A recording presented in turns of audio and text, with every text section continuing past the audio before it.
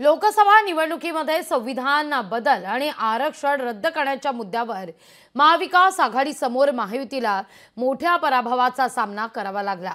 हिंदुत्वावर मत मागणाऱ्या महायुतीपासून आदिवासी, दलित आणि मागास प्रवर्गातील मतही फक्त महाविकास आघाडीच्या फेक नरेटिव्हमुळे दुरावल्याचं विश्लेषण सुद्धा महायुतीनं केलं।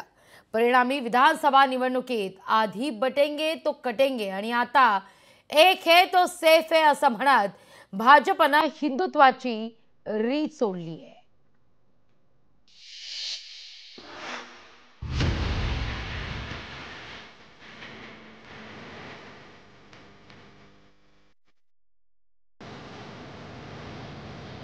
भाजपकडून महाराष्ट्रात विधानसभा निवडणुकीत उत्तर प्रदेश पॅटर्न राबवला जात असल्याची जोरदार चर्चा आहे।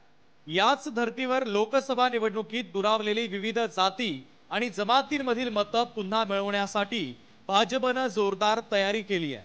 उपमुख्यमंत्री देवेंद्र फडणवीसांनी केलेले ट्विट, त्यानंतर जाहीर सभेत पंतप्रधान नरेंद्र मोदींनी केलेला उल्लेख आणि आता थेट आघाडीच्या वर्तमानपत्रात जाहिराती देत भाजपनं आपले स्पष्ट केलेले मंसूबे। अलग अलग जातियों में टूटने से आप सोचिए कमजोर हो जाएंगे कि नहीं हो जाएंगे। इसलिए मैं कहता हूं, एक है तो सेफ है। मुस्लिम समाजाची मतं भाजपपासून कोसो दूर गेल्याची जाणीव पक्षाला आहे। म्हणूनच लँड जिहाद, लव्ह जिहाद सोबत वोट जिहादच्या मुद्द्यावर भाजप आक्रमक होताना दिसते आहे। त्यात राज्यात धनगर विरोधात, आदिवासी आणि मराठा विरोधात ओबीसी असा आरक्षणाचा वाद सातत्यानं सुरू आहे। अशा वेळी सर्वांचीच एकगठ्ठा मतं मिळवायची असतील तर हिंदू या एका छताखाली या सर्व जातींना एकत्रित आणण्याची भाजपची रणनीती दिसते आहे। देशाच्या सुरक्षिततेसाठी आणि या देश त्या ठिकाणी विभागण्याचा बटेंगे अशा प्रकारची जी मनोवृत्ती करणारे आहेत त्यांच्या दृष्टीनं देशवासी आणि राष्ट्रभक्ती, देशवासी आणि हिंदुस्थानींनी एकत्रित व्हावं अशा प्रकारची भावना एक है तो सेफ है या भूमिकेमागे आहे। केंद्रीय गृहमंत्री अमित शहांनी भाजपचा जाहीरनामा प्रसिद्ध करताना उद्धव ठाकरेंना हिंदुत्वाच्या मुद्द्यावरच कोंडीत पकडण्याचा प्रयत्न केला।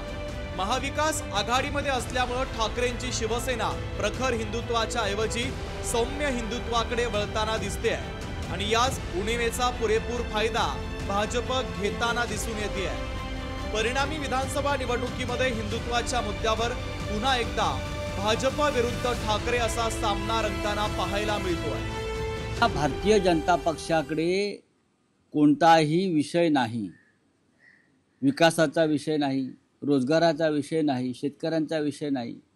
त्यांच्याकडे फक्त धर्म आणि टोप्या याच्याशिवाय दुसरा कोणता विषय गेल्या 10-12 वर्षात त्यांच्यासमोर नाही।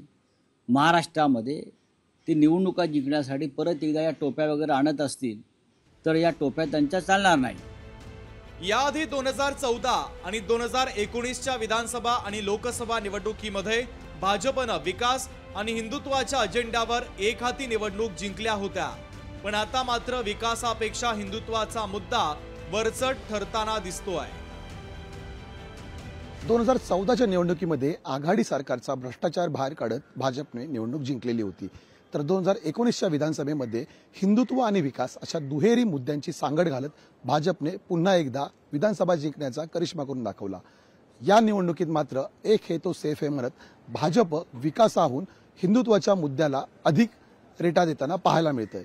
त्यामुळे हिंदुत्वाचं कार्ड हे भाजपला विजयी करणार का, हे मात्र विधानसभा निवडणुकीच्या निकालांती स्पष्ट होईल। कॅमेरामन निकेश मोरेसह मी चेतन नावरे, मुंबई।